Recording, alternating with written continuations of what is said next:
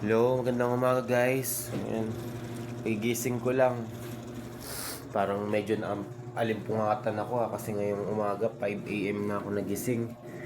So, first time ko magising ng ganito kaaga pero kaninang gabi nanonood lang ako lagi ng cellphone tapos ito na, pagising ko umaga na. Parang laging pagod yung katawan ko.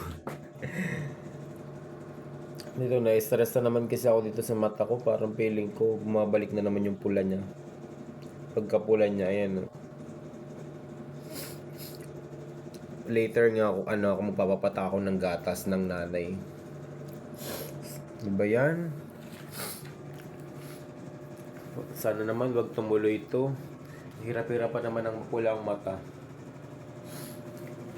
Tapos nga ito nga, pagagising ko nga, nag-cravings agad ako ng ito. Chicharin ba to? Ewan ko, bigla na lang nagutom kasi kagigising ko lang ngayon.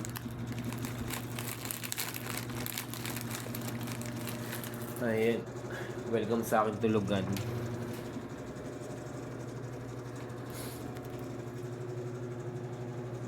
Okay ba guys? Bed spacer kasi ngayon ako.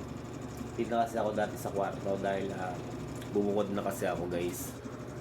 Eto. Dito na ako natutulog. Ito yung kasikbay. Dito yung babaeng kasikbay ko. Sa kabila. Ayan ako dito sa kulay blue. Yan, gamit ko.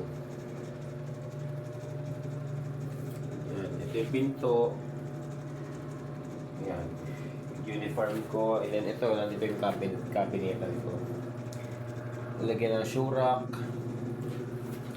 And ito, parang vanity. Yan dito, ang aming kusina.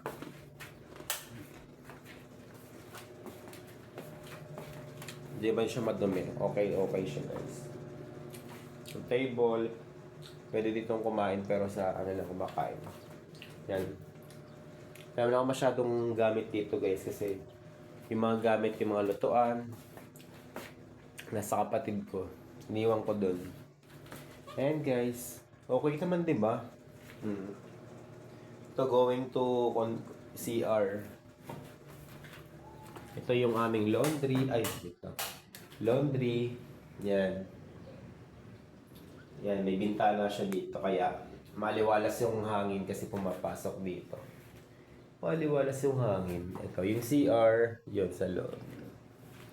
Yan, dito nga, may dalawang kwarto. Dito. Yan, kumari ng anak ko, ng kapatid ko. Kasi inaanak niya yung pamangkin ko. Then ito, kapatid naman nung kumari ng kapatid ko. Yan. So, ayan lang guys. Diba? Welcome! Nahilo kayo, no?